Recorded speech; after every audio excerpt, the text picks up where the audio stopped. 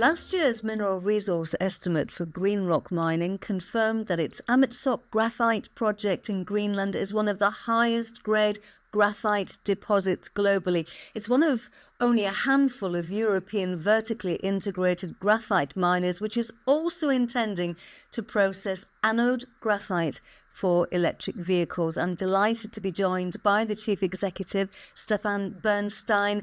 Now, Stefan, a busy period of investor communication with an operational update, recent fundraise, results in May. So if you were to condense all that information, how would you describe the progress that GreenRoc is making?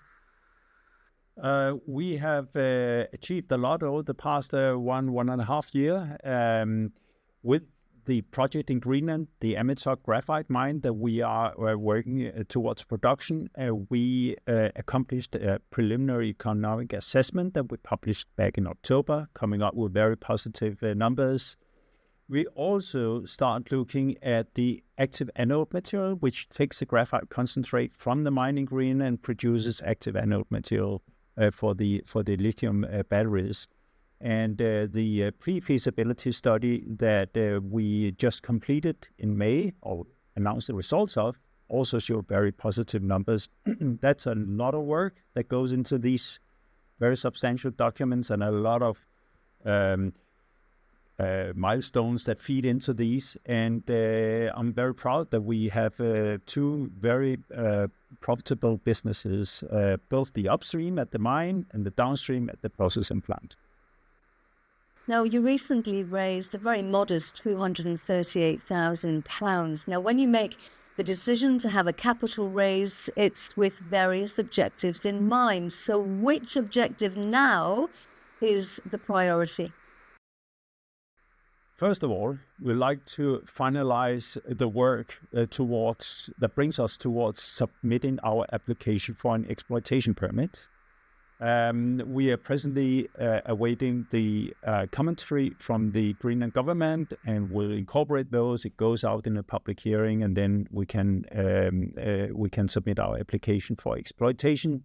We hope to have achieved that later this year. So that's very important. Obviously, the other very important part is that we need to find and locate a site for the active anode material plant that we just conducted our pre-feasibility study for. And we're looking for places that have access to CO2 neutral energy and other things. And those are the very important parts. Then also on the top list is our application to become a strategic project under the European Critical Raw Materials Act, because that would release access to funding also from the EU. Okay, an awful lot of going on, as you say there, but a lot of narrative this year has been about discussions with potential off-takers and strategic partners, and how are they progressing? They are progressing really well at different levels. We are, to take the off-takers first, or potential off-takers, we are speaking to the automotive OEMs, we are speaking to battery manufacturers. There's a lot of interest, and a growing interest, I would say, for our part of the value chain, the upstream, midstream, and in particular with graphite being a somewhat neglected raw material in the past. I really feel that people today start to consider graphite to be the important raw material that it is. In addition to that, we are also having some discussions with the public institutions about potential financing of parts of the work program. For instance, we have discussions with some European banks and also the US Exim Bank, and we received a letter of interest from the US Exim Bank just a few months ago. So I think there's a lot of things happening. It's all going in the right direction towards, first of all, making financing available for us to eventually be able to accomplish what we want. And at the other end, having the customers that are going to buy our products at the other end.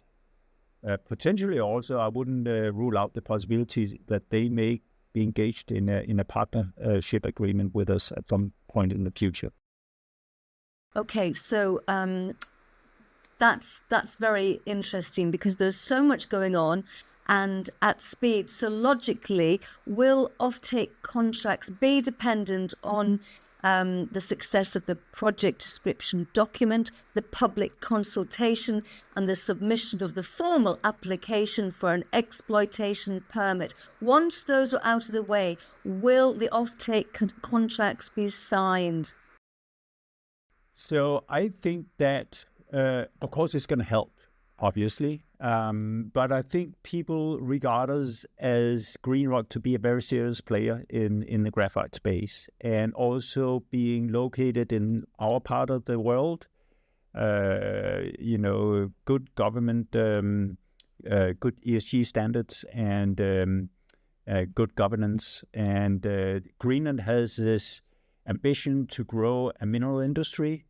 So we already see now a lot of political and local support in Greenland to our project. So although it's going to help, I don't think it's crucial before we can enter potential agreements with off-takers. Now, Greenland altered its mining laws and in your favour, I guess. So bearing in mind you've got a supportive administration, what are the timelines now related to the development of the project? Because 4 years keeps being mentioned. Yes. Well, it's right. They changed the mining law last year with effect of January 1st this year, so that we can now apply for an exploitation permit a lot at an earlier stage than we were able to before. It probably cuts at least a year, if not more, of the time requirement before we have that at hand. And that is the political approval of the project. So I think the timeline is going to look like 3 to 4 years. After we receive the exploitation permit, we will be finalizing our environmental and social impact assessment. It goes out and for public consultations and so forth. We'll have the impact benefit agreement negotiations, and then finally we'll submit a mining closure plan and we'll receive the mining permit. The mining permit itself is more like a technical approval that we can start mining, and then we can go into construction.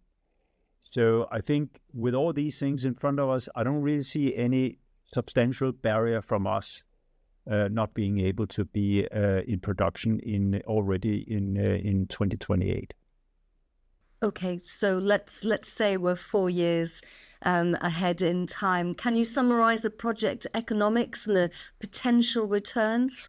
Yes. So in 4 years' time, I imagine the first shipment going out of Greenland with graphite concentrate produced at very high ESG standards, if not the highest on Earth, or at least in our part of the world. It goes out from Greenland, sails to a place in Northern Europe, where it's received at the Active Anode Material processing plant, and then turned into Active Anode Material. And we'll see a very profitable undertaking, both at the mining part and at the processing part in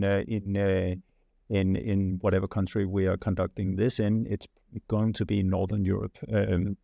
And we'll also be one of the few companies, active, if not the only company, that can actually produce and deliver this very important raw material for the battery industry. Additional funds, Stefan, have come from management and major shareholders, and you now, Stefan, own almost 1% of the company. So when do you hope to see some returns from your investment? Well, I'll see, I'm hopeful and I'm expecting also to see that the investments I've made are already turned into a rather profitable one in a relatively short period, when the market realizes all the good value that we have created. It's going to go steadily upwards, I expect, in the coming years until we reach production. So that's a perfect time to cash in. At the time where the graphite is under production, and we also are supplying the European car industry with our good product from Greenland. But the company might then have a different name because, next time we speak after the end of your June AGM, the company will be known as GreenRoc Strategic Materials if it's passed. Now, whatever name you'll be known by, why should investors be putting your company on their watch list, regardless of what you're called? Yeah, right. Well, because we're one of the precious few companies within Europe that will be delivering graphite active anode material to the booming electric vehicle industry with high ESG standards and with very positive business cases as documented by both a preliminary economic assessment and a pre-feasibility study. Beautiful. Thank you very much, Stefan Bernstein of GreenRoc Mining. You're going to have that company name for at least another month. Really appreciate your time. Thank you.